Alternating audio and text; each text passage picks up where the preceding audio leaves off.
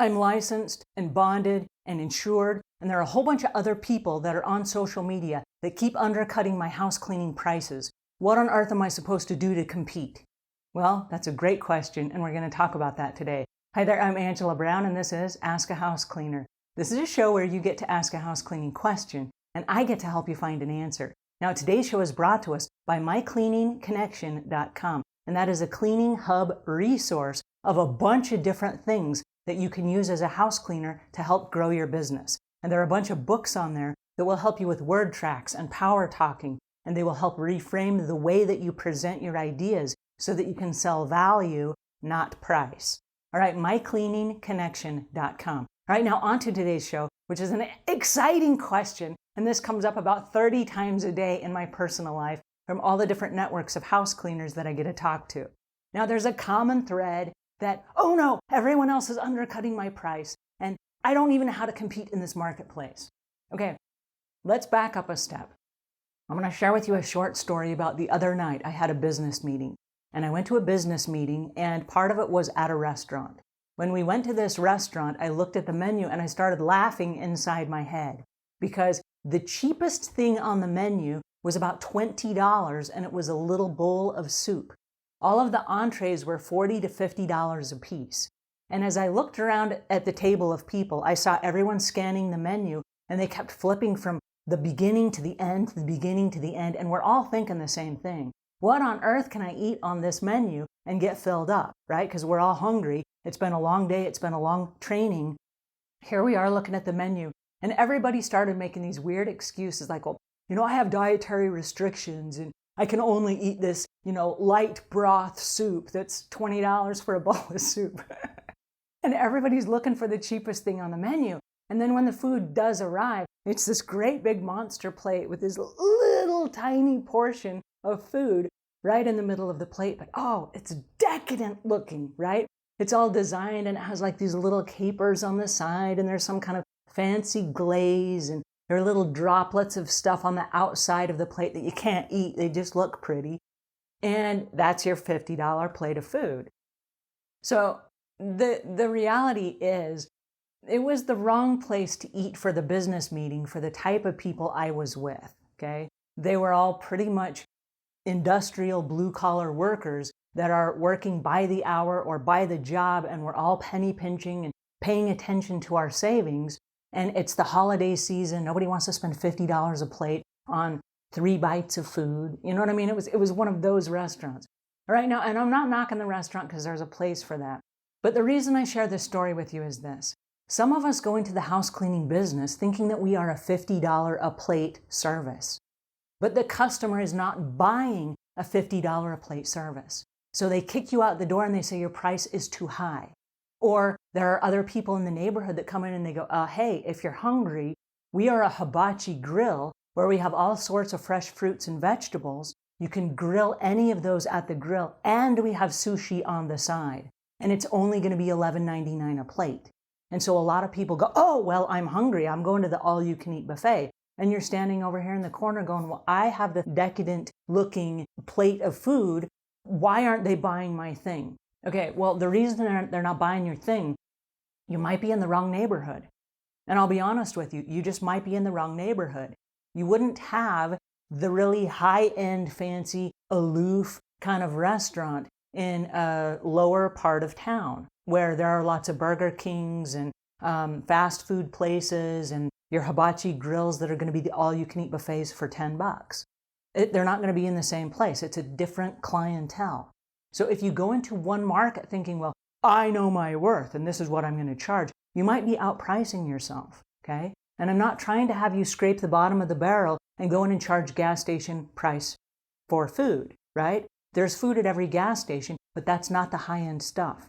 So when somebody comes in and they undercut your price, they're not competing with you. If you are the high-end service, you are the high-end service and that is your price. But you have to sell your value. You have to know why people will pay your price. And then you have to be able to justify it to a customer that doesn't understand, okay? So when you go to bid a job at a customer's house and the customer says, whoa, that's way too much money, what you've done is you've gone into a all-you-can-eat buffet type situation offering the higher end value meal. That might not be what they're buying at all. So yeah, you're never going to make that sale. Now, the people that are undercutting you, what are they offering? And it's easy to say, well, they're not insured, and they're not bonded, and they're not licensed, and they're not legitimate, and they don't have social security numbers, and they're not paying taxes and all these things. The reality is they probably are. They probably are. They probably have discovered that they can go in and they can sell gas station price food in any market, because any market will buy an occasional soda or an occasional candy bar. This is not a sit-down healthy meal that's vegan, that's gluten-free, that's all these other things. That's not what this is. This is a sugar-laden quick snack that they're offering, right? And the reason I make the comparison is because some of the cleaning services are a quick clean. They're going to come in, for $50, they're going to come in, they're going to wipe everything down, they're going to vacuum the floors, and they're gone. There are other companies that are going to come in and do a top to bottom, left to right floor sweep of every single room of the house. And they're going to do everything every time they come. There are other services that do a rotation basis. They're going to come in and do pretty much everything, pretty much all the time, and then they will rotate special chores on occasion.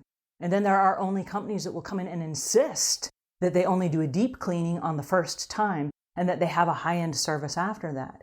Well, the reality is this. If somebody calls you and they're asking for, hey, my relatives are coming to town for the holidays, and I would like to have a quick clean of the guest rooms. I'd like the kitchen and the bathrooms to be clean. And then you march in there and you sell them something different. Like, I'm going to sell you a deep cleaning and it's going to be $650 and I'm going to go through all these things that you offer. That's not what they're buying. They're going to go, holy cow, that's way more money than I was willing to spend.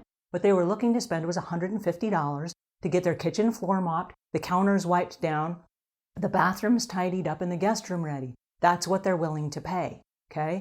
So there are things that you are offering to sell sometimes, and it's not what the customer's buying at all. I had this experience the other day. I have a leak in the roof of my house. It is one leak. Turns out that it was a little bracket that was poking up and that was catching the rain, and the rain was coming directly down in the bracket. There was no damage surrounding the bracket at all, and the roof was in perfect condition. It was one bracket causing a leak. That's it. And so the job was literally to repair two shingles on my roof. Pound the thing down, replace those 2 shingles. That was the job. And I had a couple people come out because they couldn't find the leak, right? And one guy gave me this enormous project that he was going to do. It was literally ripping off most of the roof of my house. And he was going to re-shingle things, and he was going to paste things down and do all kinds of fancy things. And it was this exorbitant price. And he never addressed the fact that I just had one leak in one spot. That's it. That was my only problem. So he came in trying to sell me what he wanted to sell me, but not what I needed. And he didn't get the job. And so he could go tell all of his friends in a Facebook group that, well, I didn't get the job because she said I was too expensive. No. For what you were offering, you were perfectly in line with what you were selling, but it's not what I needed. You see what I'm saying? So when you go to bid a job, are you selling what the customer needs? And the reason I ask this question is because there are a lot of house cleaners that don't actually know what they're selling. And so they know how to sell one thing. And they take that to a customer, and the customer says, that's not what I'm buying. And then the house cleaner gets all bent out of shape, and they don't know how to adjust. So if you don't know how to adjust, and you don't know how to sell on value, and you don't know what you're selling, it's time to stop and re-look at your process. Because if you are the high-end expensive meal and you're going to a market that's looking for gas station food, you're never going to make that sale. I'm not trying to be ugly, but I do want to explain to the fact you're never going to make that sale. It's the wrong item for that market. So I'd like to back up just a little bit and encourage you to take a look at what you're selling. Who are you? And be very clear about what you're selling. Because if you are the name brand chef, and you are the name brand restaurant, and that is your specialty plate that you offer, then you have to know what market you're selling it in. You got to know what neighborhood is willing to buy it. You have to know what price point at which you can sell it, where people are not going to come in and just order the broth soup, and they're actually going to order the entree, right? You got to make sure that you know what you're selling and to whom. And then if a gas station comes in and says, hey, we're offering cheap sodas and candy bars, you're not going to look at that as competition, because they are not your competition. They're selling something completely different to a completely different audience. All right, I hope that helps you a little bit. I hope this reframes the way that you feel about your business. You can sell the high-end meal, but you have to know that that is what you're selling. And then you have to sell it with flair and finesse and confidence. All righty. If this helped you a little bit, please pass it on to a friend. Please share it. And if you have questions or comments, you can leave those in the notes below. And until we meet again, leave the world a cleaner place than when you found it.